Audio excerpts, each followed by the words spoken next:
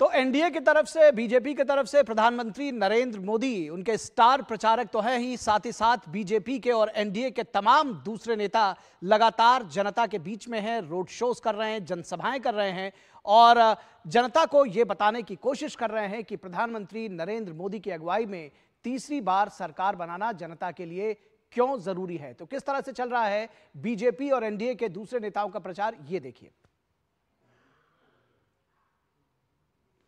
लोकसभा चुनाव के पहले चरण के मतदान के बाद अब बचे हुए चरणों के लिए प्रचार तेज हो गया है। ऐसे में सभी राजनीतिक दल मतदाताओं को अपने पक्ष में करने के लिए एड़ी चोटी का जोर लगा रहे हैं।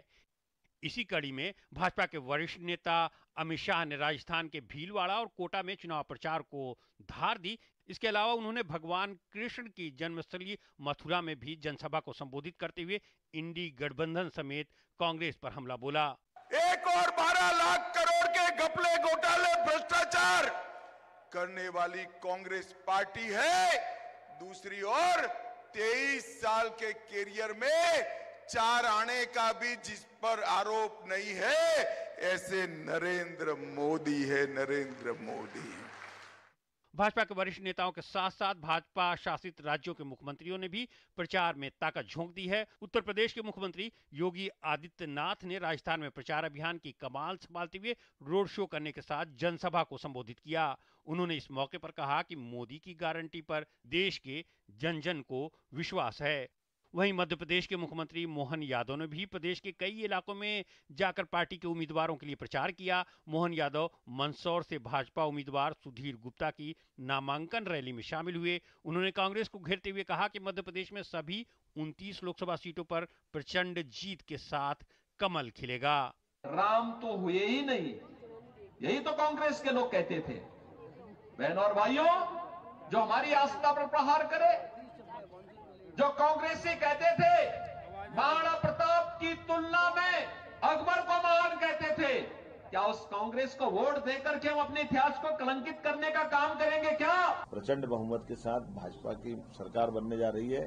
फिर एक बार मोदी सरकार बनने जा रही है। हमारे प्रदेश की 29 सीट हम जीतने की तरफ बढ़ रहे हैं। उधर बिहार के मुख्यमंत्री नीतीश कुमार भी प्रदेश में प्रचार अभियान में जुटे हुए हैं। प्रदेश में एनडीए उम्मीदवारों के लिए वोट मांगते हुए उन्होंने लालू प्रसाद और राबड़ी देवी के 15 साल के शासनकाल की तुलना जंगल राज से की।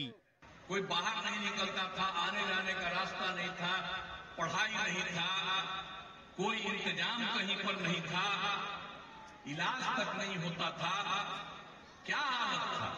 केंद्रीय मंत्री और संबलपुर से भाजपा के लोकसभा उम्मीदवार धर्मेंद्र प्रधान अपने चुनाव प्रचार के दौरान स्कूटी चलाकर एक चाय की दुकान पर गए लोगों से मुलाकात की।